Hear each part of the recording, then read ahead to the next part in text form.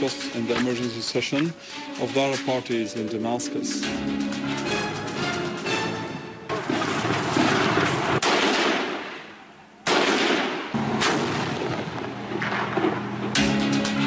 Syrian Arab Army advances against terrorists and closes in on their positions in Aleppo, Idleb and Homs. 7 terrorists are killed when they attacked a border camp in Iraq, whose army continues to chase the terrorists of Al-Qaeda.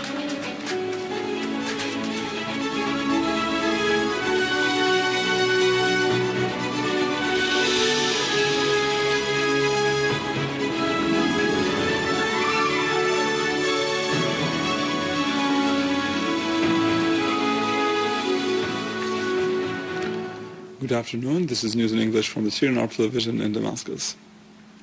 Russian President Vladimir Putin discusses on a phone call with his Iranian counterpart Hassan Rohani the International Conference about Syria, Geneva II, and the Iranian nuclear program.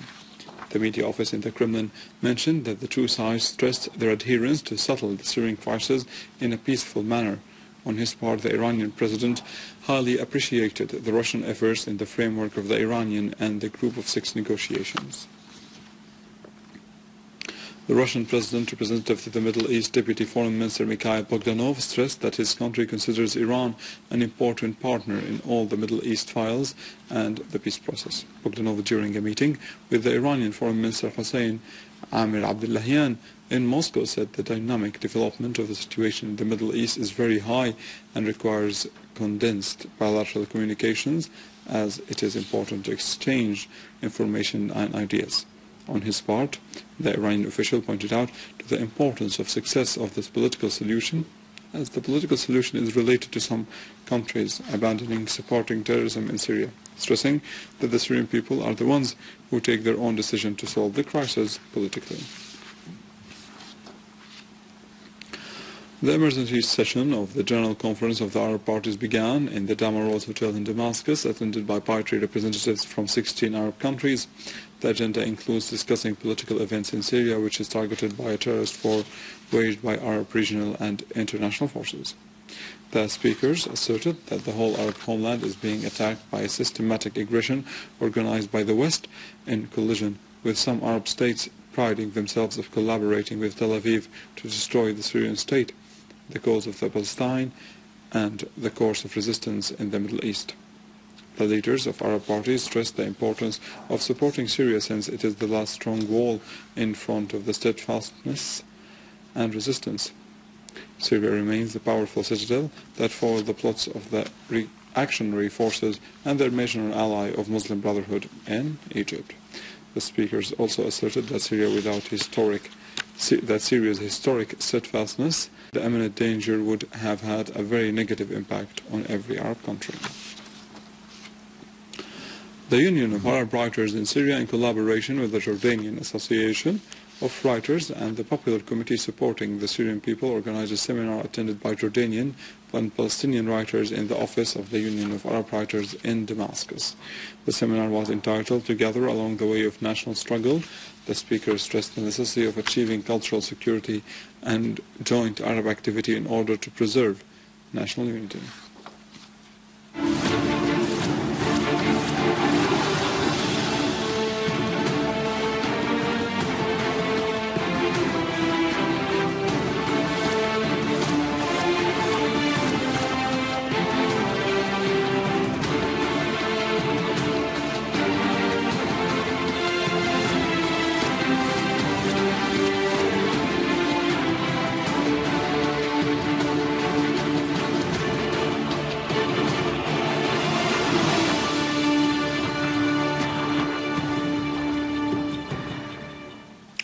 In field developments and in Idleb countryside, the Syrian Arab Army units destroyed 2 hideouts of terrorists from Jabhat al-Nusra and Nusra Front and the Islamic State in Iraq and the Levant. All the terrorists in the town hideouts in Al-Malaji and Al-Fatira were killed or wounded. They included Saudi, Jordanian, Egyptian, Iraqi, Libyan, Moroccan, Tunisian and Turkish terrorists.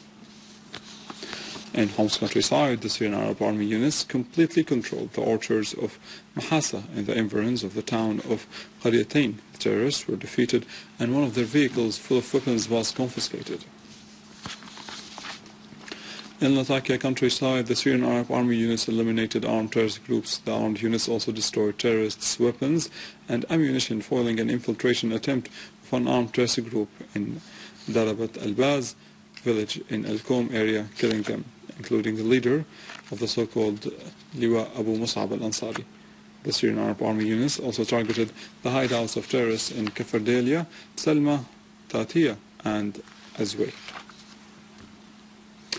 The Syrian Arab Army units imposed their full control on the area of the factories to the east of Idleb airport in Aleppo, after defeating all the terrorists entrenched there.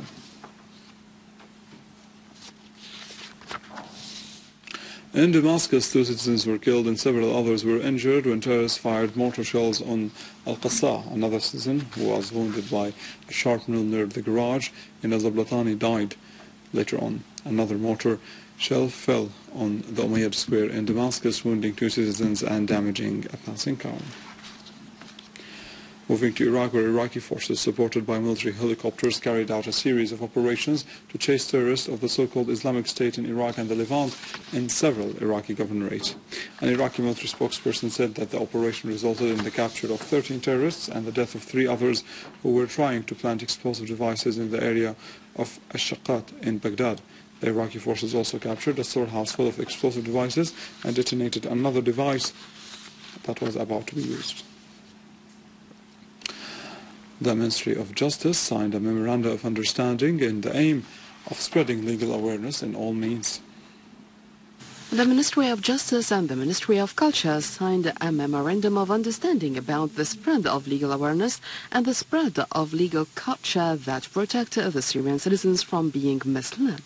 There is an international legal principle that said that the lack of legal knowledge does not protect the citizens from the accountability in case of violating the law. The Ministry of Justice also signed a memorandum of understanding with the telecommunication company Syria to spread the legal awareness through sending decrees, laws and notifications via the SMS service, which is the communication between the Ministry of Justice and the citizens and for free. By participating with the Ministry of Justice in this project, we aim to deliver the notifications by mobile, through the SMS, the text message. And by doing this, we simply hope that we will get rid of the paperwork, the bureaucracy. We can easily get the notification sent to the mobile phone of the addressee without him having to come and take his paper notification. And this will be cost efficient, time efficient. We will save time, we can save money. And with this, we come to the end of our news for today. For more details about Syria and the region, and to view this bulletin again, you can always visit our website in English, www.syriaonline.sy. Stay with us, the latest in economy with Vani after the break.